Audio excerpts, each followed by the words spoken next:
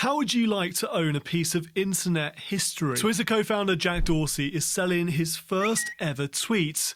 Hang on a second, what? Dorsey is jumping on the NFT or non-fungible token bandwagon with bids for the tweet from March 2006 now at $2 million. I've been following this NFT trend for a few months now, even suggesting my eldest daughter, who's a keen artist, adds it to her homeschooling curriculum. In this video, has the world gone entirely mad with people paying big bucks to own digital art or social media messages in this case? I'm diving into the world of NFTs. It's probably worth us starting with a definition. What's a non-fungible token when it's at home? Well, fungible is an adjective. It means replaceable by another identical item or mutually interchangeable. In other words, if something is fungible, it's interchangeable with another unit of the same thing. A $10 trillion note, for example, is fungible because it's interchangeable with another $10 trillion note. When something represents the same value as something else, it's fungible. Something being non-fungible means it has distinct value. This is my rifle. There are many like it, but this one is mine. Examples of non-fungible assets are houses or cars. Then we add the word token to the mix. Because NFT stands for non-fungible token, this is where blockchain and the slightly insane world of cryptocurrency enters the arena. Blockchain, in simple terms, is a system which records transactions made in cryptocurrency, including Bitcoin, and that register is distributed across several computers linked together in a peer-to-peer network. I've said this a few times before. While Bitcoin and other cryptocurrencies don't get me excited, I am excited by the potential application of blockchain.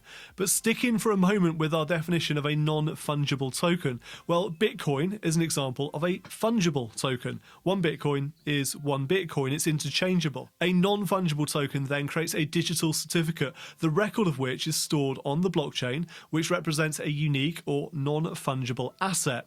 If you're able to create a digital file, then you can create a non-fungible token. A market in trading these non-fungible tokens has popped up because the system means there's a proof of authenticity for digital assets, and these can be owned, bought, sold, or traded. That explains how and why NFTs are with us.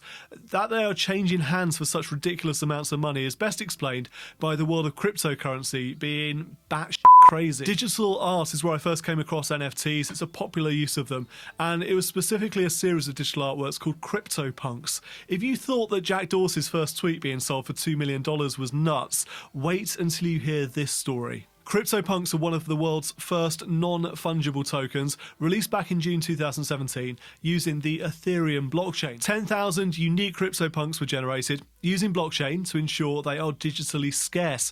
Keep in mind that scarcity is what cryptocurrency evangelists believe gives their digital assets any value. Whether or not a digital asset can ever be genuinely scarce is an argument for another day. But 10,000 unique CryptoPunks, no two exactly alike, non-fungible in other words, they were given away originally for free, so anyone with an Ethereum wallet could claim one. Within these 10,000 CryptoPunks, there are three special types: zombies, apes, and aliens. And it's one of these apes that sold for an eye-watering amount last month. Ape in a fedora sold for $1.545 million, paid of course in cryptocurrency. Other big CryptoPunk sales recently included Ape in a bandana, which went for $1.199 million, and Ape wearing a knitted cap and small shades, which sold for $1.069 million. It's not Girl with a Pearl Earring or The Starry Night, but these things do have some quite catchy names. Other NFTs changing hands for big money include hash masks, a series of 16,384 digital artworks made by an anonymous creator. In the past month, hash mask 6718 sold for nearly $500,000. Hashmask 16251 went for nearly $300,000. Selling for a much smaller price tag, but in much higher volumes, NBA Top Shots are a collection of NFT assets based on the Flow blockchain, each one featuring highlights from a basketball game. In the past month, more than $237 million worth of NBA Top Shots NFTs have been sold, with 85,000 users making 1.25 million transactions. We're hearing all about NFTs today because Twitter co-founder co-founder Jack Dorsey is selling his first ever tweet in NFT form for more than $2 million. I would wager that we're going to be hearing a lot more about them in the future. One reason for the increased media interest in NFTs this week is the act of buying an original piece of artwork, using it to create an NFT, and then destroying the original. Blockchain company Injective Protocol bought a Banksy screen print. It was called Morons White. They bought it for $95,000 from a New York art gallery and then burned it during a Twitter live stream on Monday evening. They immediately listed a digital representation of the screen print on the NFT network OpenSea. This story raises so many questions about the value of an asset. Did they make their NFT more valuable than the original by destroying the original? Have we really resorted to burning works of art now? From an investment perspective, NFTs are incredibly risky and highly speculative. They are, by every definition, an alternative asset class.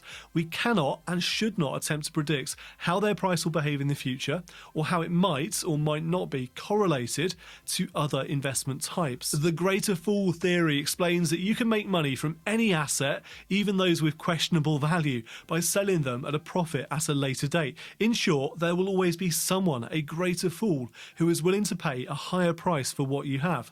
Those spending money to down NFTs will hope that there is a greater fool willing to buy them for a higher price in the future. The trouble with the greater fool theory is this: how can you be sure that you are not the fool? I love the innovation behind NFTs. I find the destruction of original pieces of artwork rather sickening. I believe that the valuations being attached already to some NFTs are stupid. But I'd love to hear what you think on this one. Do leave me a comment down below. Hey, maybe I should convert this video into an NFT. Any offers? Thank you for watching this video. Until next time, I'm Martin Bamford. And remember, when it comes to your money, the more you know, the faster it can grow.